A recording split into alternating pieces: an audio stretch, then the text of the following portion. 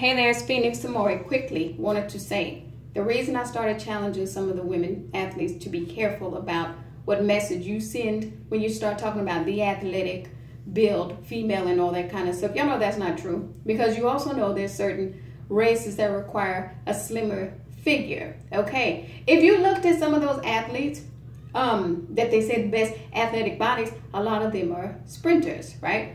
You did not see a lot of them that were longer distance runners.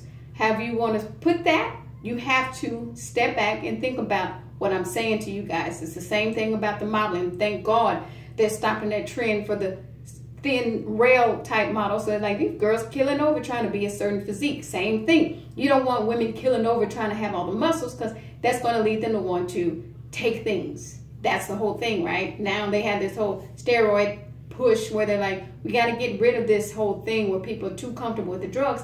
That's for a lot of their own safety, for the athlete's safety, because just like with marijuana, right? When people are like, they're making more potent marijuana, they started making more potent steroids or substances to build, and people are dying. So I understood the push to move away from that, because like anything, girls trying to be model, losing weight, bulimia, with all these little issues they ended up having. Same thing with the athletic female. If they're trying to look like you, if they want to start taking some stuff, they will. And then they had issues. The mask thing, what started to happen? People started to hear very clearly what it is that was being put out there. Some people's physiques are not meant to handle a lot of mass. So y'all started breaking ankles spraining easier than what you thought. Guess what that did to your races? You had to start spacing them out.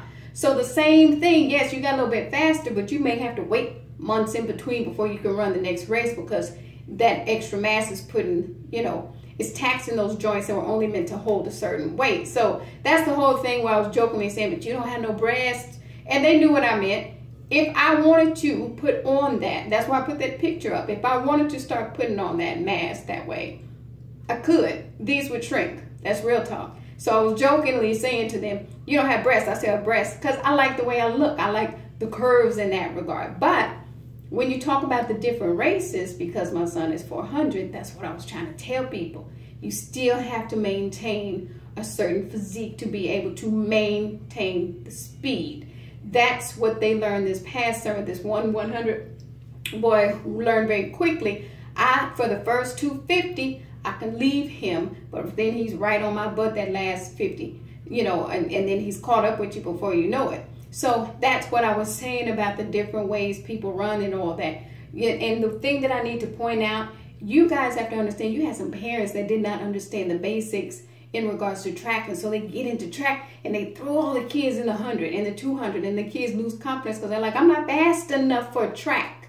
That's how track started to unravel.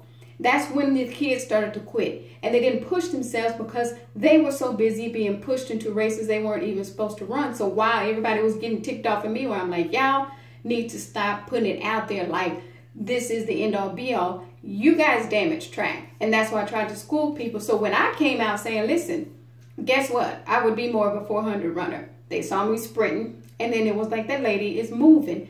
But I'm not huge, as you can see here. What you see now with some of the athletes is a result of people taking steroids. They don't want to admit it. In order for you to keep up, you had to keep on putting on mass and mass and mass. No matter how you had to do it, you had to keep on putting on mass to keep up with the steroids. And then your ankles end up jacked up because you had to put on mass to keep up with the people that own the damn steroids. So it was an ugly cycle that had begun to happen. And that's why, as they're cracking down on it, I agree with it. Now, that doesn't mean I think they have to bash people over the head forever. But you notice the trend. Some people got addicted to using steroids so much that they started sneaking using it. That's the difference there. They know there are some athletes that are completely addicted to using steroids. That's when it became a dangerous trend. You guys take care.